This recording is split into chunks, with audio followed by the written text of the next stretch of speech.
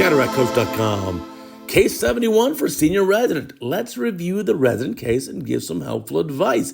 Now you're saying, why so many resident cases? Well, it's August here in the USA, and that is the beginning of our academic year. And the academic year for us runs from July 1 until June 30th of the following year.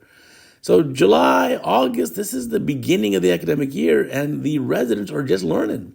So let's take a look at this case. So pretty good on the draping. I like the draping. There's the cataract. Looks like probably topical anesthesia. Patient's got a little bit of movement there of the eye.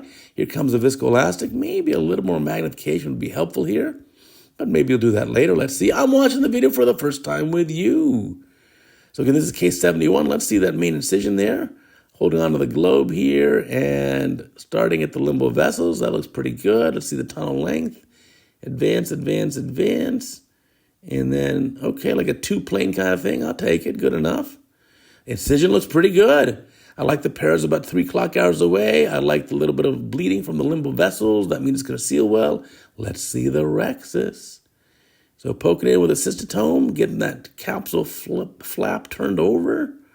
And let's see how big of a rhexis we're going to do here. Now, ideally, we want to overlap the optic 360. Looking for that 5 to 6 millimeter rhexis. 5 to 5.5 is probably the sweet spot. Going in here, grabbing it. I like your attending who's helping you out there with that squirt bottle. There we go. And now pivot, pivot, pivot, pivot, pivot. Let's see, are we pivoting? Yeah, pretty good. I'd pivot a little more, kind of exaggerate your pivot even a little bit. So again, grabbing it. See, you're hitting the side of the incision there. You need to pivot more. That's looking better. That's looking better. Again, nice help from the attending, pulling the drape out of the way. And now keep going with that rhexis. Rhexis looking pretty good here. Pretty good. So in a position like this, do you see how the patient's eye is a little bit kind of not beautifully centered here? You see more conjunctiva to the left of your screen than the right. Right here, just tell the patient, put your chin up. This looks like a left eye.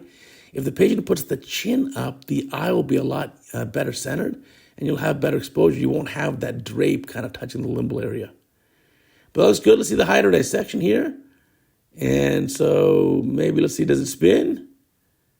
Let's take a look. Rotate, rotate, rotate. There we go. I like that. If it does not spin, you will not win. But your spins, you're going to win. It looks pretty good. Now let's see the phaco tip going in the eye. Bevel up. And let's see, cleaning up some anterior cortical material. And let's see the groove here. Here comes a groove down the middle. See the Purkinje light images? Try to keep those in the very center of the eye. See how they're deviating a bit? Because the eye is not staying in primary.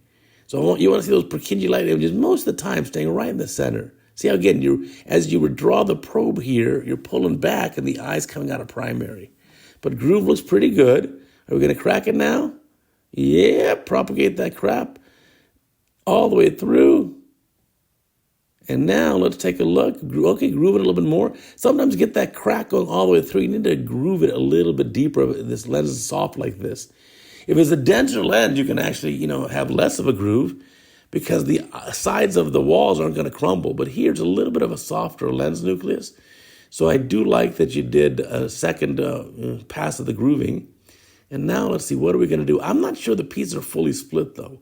Chopper going around. Okay, horizontal chop. Chop, people, there you go. Case 71 doing a horizontal chop already. Hey, I'm impressed. And look at that, you got a quadrant out. So certainly you got good hands. Let's review a few things to fix here. Number one, I would get the eye in a little bit different positions. For this left eye, have the patient's chin up a little bit more. Keep the eye centered in the center of the video screen here. Also, get a little more magnification. I think it'll help you out here. When you do that groove, your rhexis I thought was pretty good. And you just need to pivot in the incisions a little bit more to get that rhexis nicely done. And then for the groove here, I thought the groove was pretty good, but when you do the groove passes, try to keep those Purkinje light images in the center of the cornea. You don't want them floating all around here. So now you can see you're kind of off the screen here a bit. The lens, the cornea is not centered up in the view, but it gives me room to tell you my Cataract Coach commercial. Remember, there's a whole website of Cataract Coach material. It's amazing for a resident.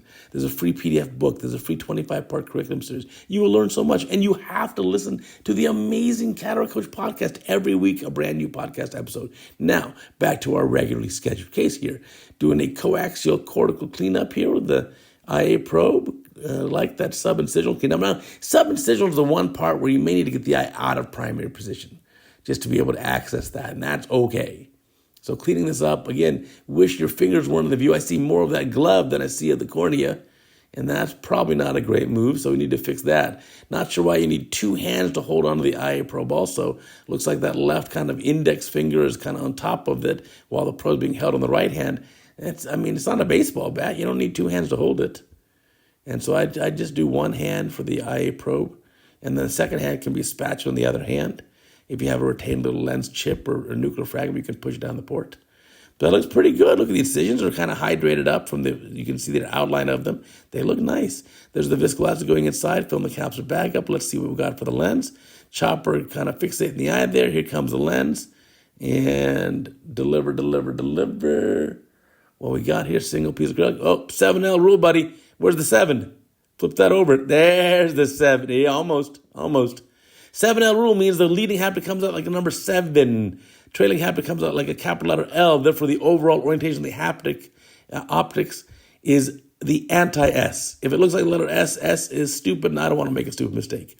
Now, there you go. Look at that. So there's the rexus, a little bit smaller than I expected. That's probably just under 5 millimeters, but obviously it's going to do a great job holding the lens in position.